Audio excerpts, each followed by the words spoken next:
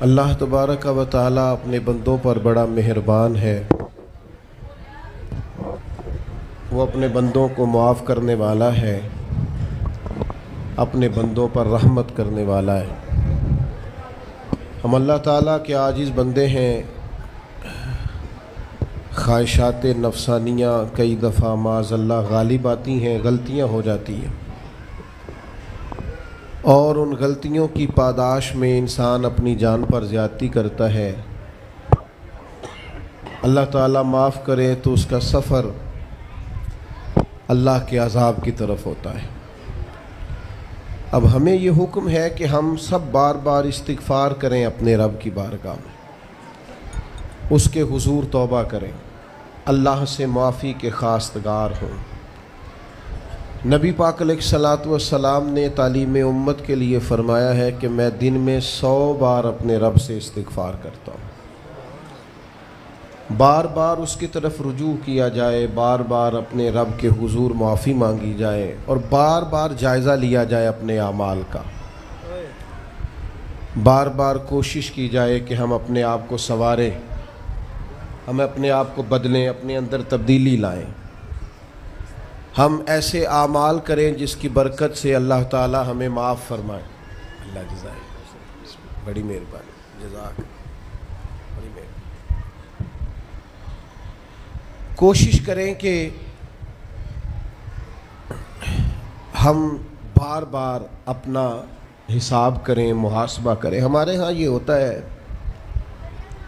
کہ لوگ اپنی جسمانی صحت کا تو بڑا خیال رکھتے ہیں کہ میری طبیعت ٹھیک نہیں، ٹیسٹ کرا لوں، یہ چیز کھاؤں، یہ نہ کھاؤں، میں غور کروں کہ کس چیز سے میری طبیعت خراب ہوتی ہے، کس سے بہتر ہوتی ہے، اس کا بڑا لحاظ اور خیال کیا جاتا ہے۔ لیکن روحانی زندگی کس سے برباد ہوتی ہے، کون سے گناہ ہیں جو باطن کو اجاڑ دیتے ہیں، دل کو تباہ کر دیتے ہیں، اخلاق کا جنازہ نکال دیتے ہیں، اس پر ہم غور نہیں کرتے۔ اپنی ساری زندگی اپنا ظاہر سنوارنے میں گزار دیتے ہیں، اور دل جس پر رب کریم کی نظر کرم رہتی ہے اس پر ہم توجہ نہیں کرتے۔ سب سے پہلے تو اپنا محاسبہ کریں زندگی میں۔ حضرت عمر رضی اللہ تعالیٰ عنہ ایک جملے میں بات بہت بڑی ارشاد فرما گئے۔ آپ فرماتے ہیں کہ اپنا حساب کرو اس سے پہلے کہ تمہارا حساب کیا جائے، پھر حساب کیا جائے گا تمہارا پھر مشکل ہوگی، تو ابھی سے اپنا حساب کیا جائے۔ اب ان لوگوں کا معاملہ ہے جو دنیا سے رخصت ہو گئے۔ انسان خیر اور بدی اس کا مجموعہ ہوتا ہے، انسانوں میں نیکیاں بھی ہوتی ہیں، کمزوریاں بھی ہوتی ہیں۔ اب ہم میں سے جو دنیا سے رخصت ہو گئے ہیں ان کے تعلق سے ہمارے کوئی ذمہ داریاں ہمارے ذمے بچتی ہیں۔ ایک تو ہم سب کا معاملہ ہے، وہ میں نے پہلے عرض کر دیا کہ ہمیں اپنا حساب کرنا ہے، اپنے معاملات کو دیکھنا ہے، استغفار کرنا۔ پھر یہ کہ جو لوگ رخصت ہو گئے ان کے لیے کیا کریں۔ تو چونکہ انسان میں کمیاں بھی ہوتی ہیں، خوبیاں بھی ہوتی ہیں، تو سب سے پہلے تو اللہ کے حبیب علیہ السلام نے ہمیں فرمایا ہے کہ اذکروا محاسن موتاکم، جب تم میں سے کوئی رخصت ہو جائے تو اس کی اچھی اچھی باتوں کا ذکر کرو۔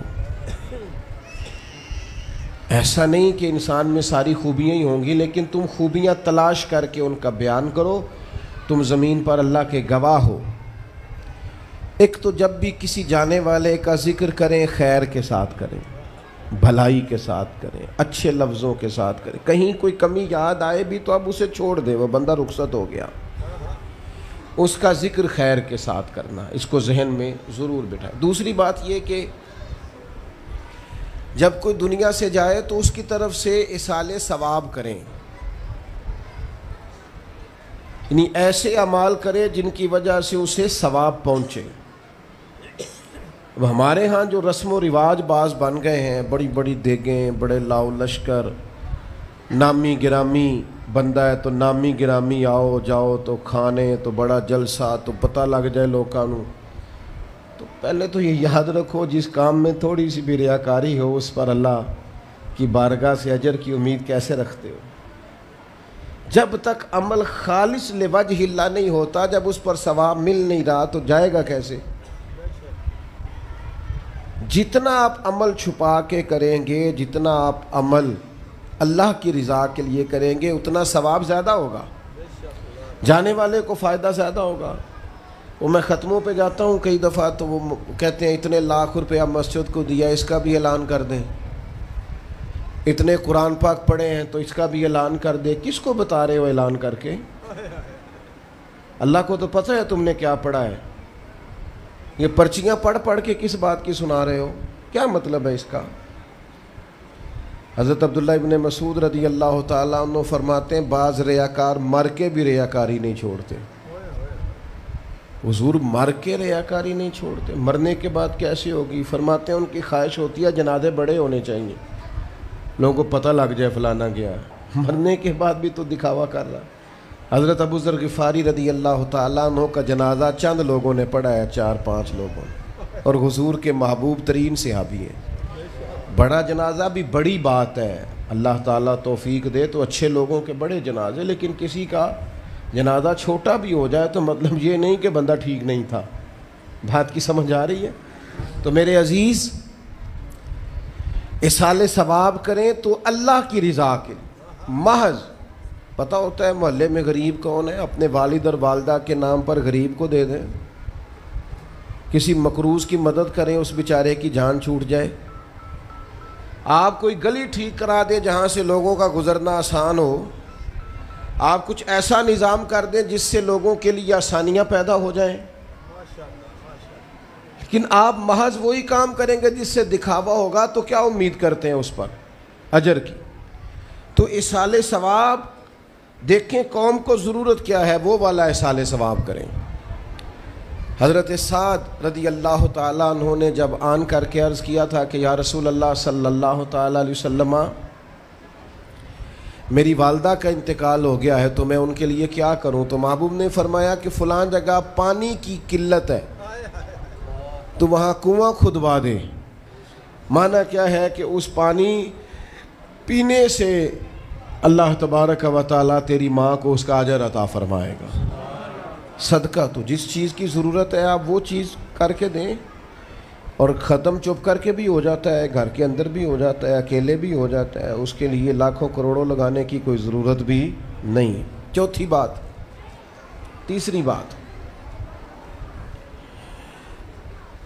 کوشش فرمائیں کہ جو نیکیاں جانے والا کرتا تھا وہ نیکیاں جاری رہیں، اس کے بچے، اس کی اولاد، اس کے سارے رشتہ دار ان نیکیوں، اگر وہ کوئی بھلائی کرتا تھا تو وہ بھلائی ہوتی رہے، وہ جاری رہے، وہ سلسلہ آگے بڑھایا جائے۔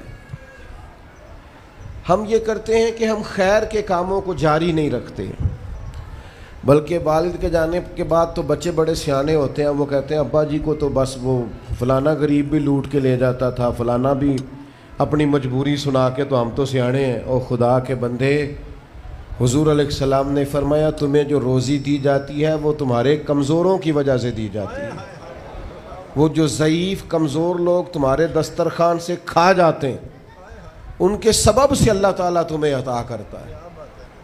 تو اس لیے یہ تو کوئی طریقہ نہیں ہے کہ آپ کے بزرگ خیر کا کام کرتے تھے آپ نے چھوڑ دیا، تو آپ ایک کام یہ کریں کہ ان کی نیکیاں جاری رکھیں۔ اور چوتھی بات یہ کہ ان کے لیے دعا کریں۔ دعا ہمیں حضرت ابراہیم نے سکھائی ہے، سورہ ابراہیم میں موجود ہے، ربنا اغفر لی ولوالدی، یا اللہ مجھے بھی بخش دے اور میرے ماں باپ کو بھی، وللمؤمنین یوم یقوم الحساب، اور جس دن تو حساب لے اس دن سارے مومنوں کی بخشش فرما دے۔ ایک شخص نے نا حضور علیہ السلام کے سامنے دعا مانگی، اللہ مجھ پہ رحم فرما اور اپنے نبی پہ رحم فرما۔ حضور فرمانے لگے تو نے اللہ کی رحمت کو محدود کیوں کر دیا ہے؟ تم کہہ سارے مومنوں پہ رحم فرما، سب پہ رحم فرما۔ بھائی سب کے لیے دعا مانگیں۔ یہ 2-4 بچوں کا موبائل کا مسئلہ رہ گیا، باقیوں کا بیٹا بیٹھ جاؤ، پیارے بیٹے بیٹھ جاؤ، پتر بیٹھ جاؤ، آپ بھی بیٹھ جاؤ بیٹے، آپ بیٹھ کے بنائیں، اس میں کیا رہ جائے، کھڑے ہوتے ہیں بیٹا تو پچھلوں کو دقت ہوتی ہے. سنو، زیادہ غور سے سنو. میں تھوڑی تقریر کرنے والا مولوی ہوں، لیکن یہ اللہ کا فضل ہے کہ میں اگر 20 منٹ بات کروں گا تو اس 20 منٹ کے اندر آپ کو 20 سبق ضرور حاصل ہوں گے انشاءاللہ تعالی. ہاں، وہ کوشش ہوگی کہ وہ جتنی بات ہے وہ تربیتی ہے. وہ بعض دوستوں کا خیال ہوتا ہے لمبی تقریر کرے. میں کیا ہوتے وہ بندہ کر سکتا ہے جنہیں ایک شعر ہی 20 منٹ پڑھنا ہوئے، اجے مزہ نہیں آیا، اجے دوبارہ پڑھو، اجے رل کے پڑھو، تو وہ تو پھر 1.5 گھنٹہ بھی کام چل سکتا ہے. تو جس نے ٹو دی پوائنٹ بات کرنی ہو اس کے لیے تو 10 منٹ بھی بڑے ہوتے ہیں. اور ویسے بھی تقریریں پیٹ بھرنے کے لیے نہیں ہوتی، عمل کرنے کے لیے ہوتی ہیں. اب تو میں ویسے بھی ذرا مصروف زیادہ ہو گیا ہوں، بہت ساری جگہوں پہ جا نہیں پاتا. تو ایک جگہ میں گیا تو ایک بزرگ مجھے کہنے لگے پچھلی دفعہ تسی 40 منٹ تقریر کی تھی سی، عید کی زیادہ کرنی. میں کہا 40 منٹ والی تے عمل ہو گیا جی. تو اگر تقریریں کانوں کی لذت کے لیے سننی ہے تو سنتے رہیں، پھر تو کئی راتیں لوگ جلسے سنتے ہیں. مقصود کیا ہے، نتیجہ کیا ہے؟ جو عرض کر رہا ہوں اس پر غور کریں، سب کے لیے دعا کریں. ایک بات خاص کرنے لگا ہوں، حضرت ابراہیم نے تو بخشش بھی سب لوگوں کی مانگی. حضور علیہ الصلوۃ والسلام بھی دعا کرتے تو امت کے لیے دعا کرتے. کبھی اپنے بھائی کے لیے بھی تو دعا کرو نا یار، اللہ تعالیٰ اسے بھی ذرا زیادہ روزی دے. بھتیجوں کے لیے بھی دعا کرو، بھانجوں کے لیے بھی کرو. توجہ ہے آپ کی میری بات؟ ادھر دیکھیں جی، غور کریں بات. ویسے دعا کرنی چاہیے کہ نہیں محلے داروں کے لیے کہ یا اللہ ادھر والا پڑوسی بھی امیر کر دے تو ایس پاسے والا بھی ہنس دے ہو ہاں نہ نہیں کر دے. یہ دعا مانگنی چاہیے کہ یا اللہ میرے پڑوسیوں کو. نہیں آپ بول ہی نہیں رہے، تسا کتوں منگنی دعا؟ منگنی چاہیے نا، مانگتے ہیں ہم. ایسی ہوا چلی ہے کہ ہر شخص سوچتا ہے تمام شہر جلے بس ایک میرا گھر نہ جلے. او خدا کے بندے کبھی محدود نہ کر خدا کی رحمت، سب کے لیے مانگ اس سے. وہ بڑا کریم ہے. تو کہہ یا اللہ سب کو دے اور سب کے صدقے ہمیں بھی دے. لیکن ہم نہ دعاؤں میں بھی اپنا ظرف اور حوصلہ بڑا نہیں کرتے، گنجائش پیدا نہیں کرتے. دیکھو داتا گنج بخش علی حجویری رحمۃ اللہ علیہ نے لکھا ہے کہ ایک بندہ نا حج کرنے گیا تو ہر جگہ دعا مانگتا تھا، یا اللہ میرے دوستوں کو نیک کر دے، یا اللہ میرے دوستوں کو نیک کر دے. عرفات میں بھی، منا میں بھی، مزدلفہ میں بھی، بیت اللہ شریف کے پاس بھی، ہر جگہ یا اللہ میرے دوستوں کو اچھا کر دے. ایک بندے نے اسے کہا یار یہ عجیب دعا کرتا ہے تو، میرے دوستوں کو نیک کر دے، اپنے لیے بھی تو مانگنا. تو کہنے لگا اللہ کے بندے میں ہر وقت دوستوں کے بیچ رہتا ہوں، اگر وہ نیک ہو گئے تو میں بھی انشاءاللہ ہو جاؤں گا. ان کی صحبت میرے اوپر بھی اچھا اثر ڈالے گی چونکہ رہتا جو ان کے بیچ ہوں. ہمارا علاقہ امیر ہو گیا تو انشاءاللہ ہم بھی ہو ہی جائیں گے. لوگوں کے رزق میں برکت ہوگی تو ہمارے رزق میں بھی تھوڑا سا نا کشادہ دل کریں ہر معاملے میں.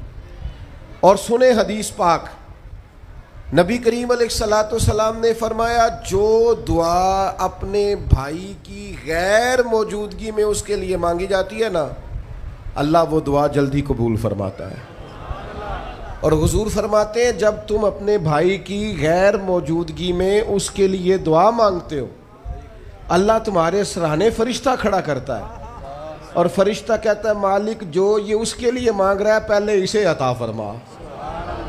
تو کیسی سعادت کی بات. لیکن سینہ کشادہ کرنا پڑے گا، دل بڑا کرنا پڑے گا، حوصلہ بڑا کرنا پڑے گا. جب تک دل، طبیعت، حوصلہ یہ بڑا نہیں ہوتا اتنی دیر تک لطف.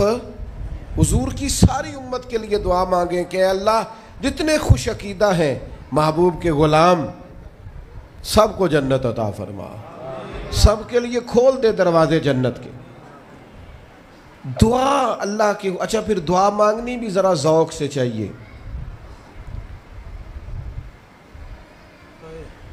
کسی بندے نال ذاتی کام ہوئے، ذاتی کوئی لوڑ پہ جائے وہ کیویں کرائی دا بھلا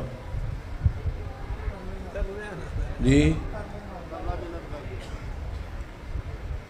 تو ان پتہ ہے سارے گل دا السلام علیکم جناب کہندا وعلیکم السلام کتھے ہو جی میں تے دور ہاں کدھرے تسی حکم کرو کہندا نہیں ٹیلی فون والی گل ہی نہیں مینوں مل کدھرے اور رات کو کسی وقت کہتا میں 2 بجے آؤں گا میں جاگنا یار مجبوری بڑی ہے تو پاویں 3 بجے آ مینوں مل کے سوویں پھر اس کو جا کے مجبوری بتاتے ہیں کلیاں قسمیں اٹھاتے ہیں اور یہ بھی اس کو کہتے ہیں بار بار کہ میں سارے دوستاں سنگیاں ساتھیاں ساکاں نو آکھ بیٹھا تیرے تو بغیر گل کو نہیں سنی کسی بھی پورا قائل کرتے ہیں اس کو پورا مجبور کر دیتے ہیں مدد کرتے ہیں کہ نہیں ایسا لوگ کرتے ہیں نا اور تمہیں پتہ ہے بندہ کیسے مانتا ہے منا لیتے ہو تو سیکھ جاؤ نا رب کیسے مانتا ہے کبھی بیٹھو نا اکیلے مصلی بچھا کے اور کہو نا اس سے کہ مالک تیرے سوا کدھر جائے کس سے کہیں کس کی بارگاہ میں عرض کریں کون ہے جس کے حضور جائیں وہ ایک بزرگ تھے تو ان کی بڑے درد سے دعا مانگتے تھے تو کسی نے کہا کہ آپ نے دعا مانگنے کا طریقہ کس سے سیکھا کہنے لگے اپنی بیوی سے بیوی سے کیسے سیکھا تو وہ کہنے لگے میری بیوی کو کوئی کام تھا گھر کا کوئی خرچہ اس نے مجھے بتایا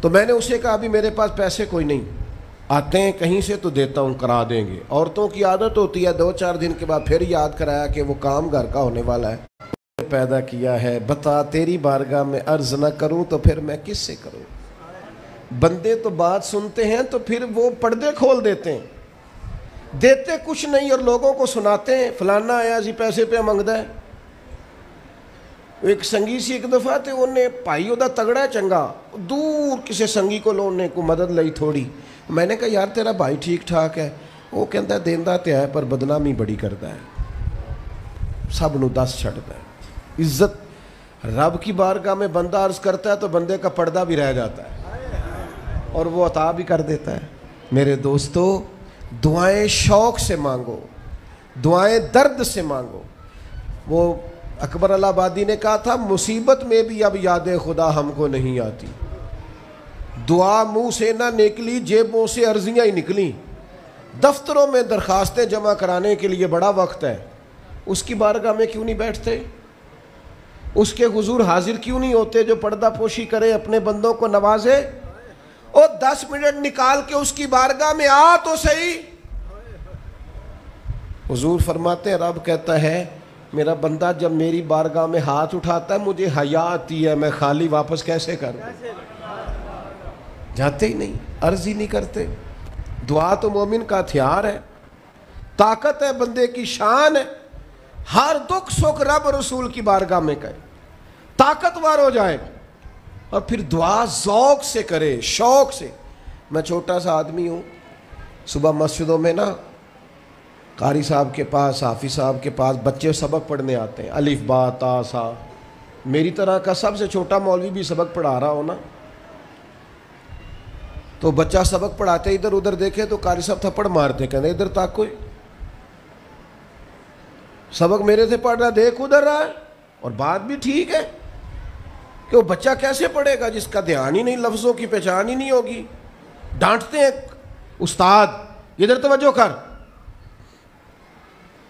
عجیب لوگوں نے رب سے دعا مانگ رہے ہیں دھیان کسی اور طرف ہے دل کسی اور طرف ہے ذوق کسی اور طرف توجہ ہی کوئی نہیں مانگ اللہ سے رہیں بارگاہ کتنی بڑی ہے اور رٹی رٹائی دعائیں چل رہی ہیں دعاؤں میں باتیں ہو رہی ہیں ان تے بندے دعا دے ٹائم بھی موبائل نہیں بند کرتے وہ دی بھی ویڈیو چاہیے انہوں نے اللہ سے مانگ رہے ہیں اس وقت بھی توجہ حضرت موسیٰ علیہ السلام نے عرض کی رب کی بارگاہ میں کہ میری قوم عرض کرتی ہے مالک تو ہماری دعائیں قبول نہیں فرماتا تو اللہ کریم نے فرمایا کلیم ان کے لفظ میرے ساتھ ہوتے ہیں دل نہیں میرے ساتھ ہوتے جملے رٹے رٹائے بولنا اور دل پتہ نہیں کہاں گردش کر رہا ہے بات جو دل سے نکلتی ہے اثر رکھتی پر نہیں طاقت پرواز مگر رکھتی اب جو ہم جانے والوں کے لیے دعائیں کریں گے اس میں تو ہمیں چاہیے آپ پیر صاحب سے دعا ضرور کرائیں علامہ صاحب سے ضرور دعا کرائیں لیکن جس ذوق سے پتر نے دعا مانگنی ہے نا والد کے لیے وہ دوسرا کوئی نہیں مانگ سکتا. جو بیٹی نے دعا مانگنی ہے نا درد سے، وہ دوسرا کوئی. آپ خود دعا مانگیں، خود ختم شریف پڑھیں، خود تلاوت کریں. اسی بڑے منفرد لوگ ہاں. ہمارا یہ طریقہ ہے کہ ہم نے رویہ اس طرح کا بنایا ہوا ہے کہ قرآن شریف بھی کوئی اور ہی پڑھے گا ہمارے ابا جی کے لیے. او بھائی آپ بھی تو کوئی 2 پارے پڑھے نا اپنے والد کے لیے. وہ میں اینے قرآن پاک پڑھائے نے، تو آپ کنے پڑھے نے بھائی؟ ایک بھی نہیں. وہ سارے مدرسے کے بچے. اور پھر آپ نے ناراض نہیں ہونا میری بات سے. قرآن پاک کے بارے میں نبی پاک علیہ السلام نے فرمایا جب تک دل جمے پڑھو، اور جب دل نہ جمے طبیعت تھکے تو چھوڑ دو. تے جڑا اسی بالا نو بلانے ہیں مدرسیوں تو کہنے ہیں پورا قرآن پڑھ کے ہی اٹھنا جی، وہ دا کی مطلب ہے؟ ان کا دل کرے تو آدھا سپارہ پڑھیں، دل کرے تو 1 رکوع پڑھیں. آپ نے تو پابند کر دیا ہے. کس بنیاد پر پابند کیا آپ نے؟ آپ خود پڑھیں. اور پھر علماء نے لکھا ہے بچہ نیت کر لے والد کے لیے پڑھ رہا ہوں، کہنے کی بھی ضرورت نہیں، اللہ ثواب عطا کر دے گا. خود 1 سپارہ نہیں. اور بیٹا بیٹی بھائی سنیں میری بات، اللہ آپ کو سلامت رکھے، میری بات سنیں. اب ہم نے کرنا کیا ہے؟ اب کرنا یہ ہے کہ ہم نے خوب دعا کرنی ہے. آج بھی جن کے ختم کے لیے ہم آئے ہیں نا، ہمارا دل پورا لگ جائے. اس طرح بندہ رب کو مناتا ہے نا، یہ ضروری نہیں کہ یہاں سے سپیکر سے یہ دعا ہوگی وہی دعا ہے. آپ اپنے دل میں 2 جملے کہہ دیں اس کے لیے کہ یا اللہ تو مہربان ہے. دیکھو لمبا نہیں یاد رکھتے لوگ، جو قبروں میں پڑے رہ گئے. آہستہ آہستہ بندے بھولنے لگتے ہیں. جب کسی کا انتقال ہوتا ہے لوگ روز قبرستان جاتے ہیں. پھر تھوڑے دنوں کے بعد یہ روٹین کیے. فرمایا قبر والا ماں، میرا باپ، میری اولاد میرے میرے میرے میرے لیے دعا کریں، میرے اپنے میرے لیے دعا کریں. وہ تو انتظار کر رہا. دوستو اپنے جانے والوں کا بہترین تحفہ ان کے لیے دعا کرو. میری والدہ میرے والد چلے گئے، کوئی مجھ سے پوچھے نا ان کے لیے کیسے دعا کرتے تو میں کہتا ہوں میری سانسیں بھی دعا کرتی ہیں، میری دھڑکنیں بھی دعا کرتی ہیں. ایک دن نہیں، ایک دن میں کئی دفعہ جب بھی خیال آتا ہے ان کے. قرآن مجید نے خود توجہ دلائی وَقُلْ رَبِّ ارْحَمْهُمَا كَمَا رَبَّيَانِي صَغِيرًا. اللہ کہتا ہے کہو اے اللہ ان دونوں پہ رحم فرما، جب میں چھوٹا تھا تو میری انہوں نے پرورش کی تھی. رب نے دعا سکھائی. بھائیو صرف مسلمان کا آج موبائل بھی آباد ہے، فوٹو بھی آباد ہے، اور دسترخوان بھی آباد ہے، اور ہوٹل بھی آباد ہے. جس چیز کو آباد نہیں کرتے وہ مسلح ہے. مسلح کمزور ہے، مسلح طاقتور ہونا چاہیے. وہ بندہ طاقتور ہے جسے اللہ سے جڑنا آتا ہے، دعائیں مانگنی آتی، التجائیں کرنی آتی. خوب دعائیں مانگیں، خوب اس کی بارگاہ میں حاضری دیں. آخری بات آپ سب کے لیے میری یہ ہے کہ ہم سب نے دنیا کو چھوڑ کے جانا ہے. ہم دنیا میں اچھے عمل کرنے آئے ہیں. جڑا بچہ اتوں پردیس گیا ہے نا، ابا جی نے پلاٹ ویچیا ہے تے اماں نے زیور ویچیا ہے، تو وہ باہر کام نہ کرے. تو جڑے اتوں کو بندہ جائے وہ کہندے یار تو کڈا بیوقوف ہے، تیری ماں پیو نے جڑے کام کر لیا تو وہ کردا ہی نہیں، پہلا پھرنا ہے. اور پھر میں نے سیانے لوگ دیکھے ہیں سعودی عرب میں 40 سال گزارتے ہیں پر وہاں گھر نہیں بناتے. دبئی میں، یورپ میں 40 سال گزارے، گھر نہیں کوئی. بلکہ جو کمبل خریدا تھا نا جاتے وقت، واپسی تک وہی کمبل ہے. کیوں؟ کہ وہ سمجھتے ہیں گھر تو پاکستان میں. پردیس کے لیے محنت، یہاں گھر بنانے کا مقصد کوئی نہیں. او میرے دوستو، نبی پاک نے ہمیں فرمایا دنیا میں اس طرح رہنا جس طرح مسافر رہتے ہیں. گھر تو تمہارا جنت میں، اصل ٹھکانہ تو آخرت کا ہے. لیکن ہم ساری تباہی اتار رہے ہیں، یہاں فارغ پھر رہے ہیں. آپ نے ناراض نہیں ہونا. ڈھیر سارے بندے بے نمازی ہیں اور بلا وجہ بے نمازی ہیں, کوئی وجہ نہیں. جو بندہ کہتا ہے نماز کے لیے ٹائم نہیں ملتا, جھوٹ بولتا ہے, کیونکہ رب کہتا ہے لا یکلف اللہ نفسا الا وسعہا, جو بوجھ کوئی اٹھا نہ سکے میں ڈالتا ہی نہیں. تو ہم نماز پڑھ سکتے تھے تو اللہ نے فرض کی ہے. ٹھنڈے اے سی لگ گئے, اب فجر میں آنکھ ہی نہیں کھلتی. او خدا کے بندو, اس وقت سے ڈرو جب اے سی بھی ہو, کمرہ بھی ہو, پر نیند ہی نہ آئے. آج نیند ضرور کرو پر غافلوں والی نہ کرو. فجر کی نماز بر وقت. آج کل ہی تو موقع ہے فجر پڑھنے کا جب رات چھوٹی. اب بھی تو مزہ آتا ہے, بندہ تھوڑی قربانی دے کے اٹھتا ہے. یہی تو ٹائم ہے کہ آپ وقت پہ آئیں. اور یہ ذمہ داری ہے گھر کے بزرگوں کی کہ وہ جس طرح ناراض ہوتے ہیں نا, میری روٹی کیوں نہیں ٹائم نہ پکی, انہیں ناراض ہونا چاہیے کہ تم نے نماز کیوں نہیں پڑھی. لیکن وہ ذات کے لیے ناراض ہوتے ہیں, دین کے لیے ناراض ہی نہیں ہوتے. اس پر ضرور توجہ کریں, بالخصوص اپنی نماز کا خاص. اور نوجوانوں سے کہوں گا, جو بندہ جوانی میں نمازی نہیں نہ ہوتا, بڑھاپے میں اس کے لیے عادت ڈالنا مشکل ہوتا ہے. ابھی سے نمازی ہو جاؤ, بڑا مزہ آئے گا, زندگی مینج ہو جائے گی. ہم تو بھائی ٹائم کے اتنے پابند ہی نہیں رہے. ساڈا تے ٹائم ہی ہے وے, زور تو پہلا زور تو بعد, عصر تو پہلا تے عصر تو, ہر چیز نماز کے ساتھ سیٹ ہے. بڑا مزہ آئے گا اگر اس کے ساتھ آپ کی زندگی ساری ترتیب پا جائے. دعا کرتا ہوں اللہ ہماری حاضری قبول فرمائے.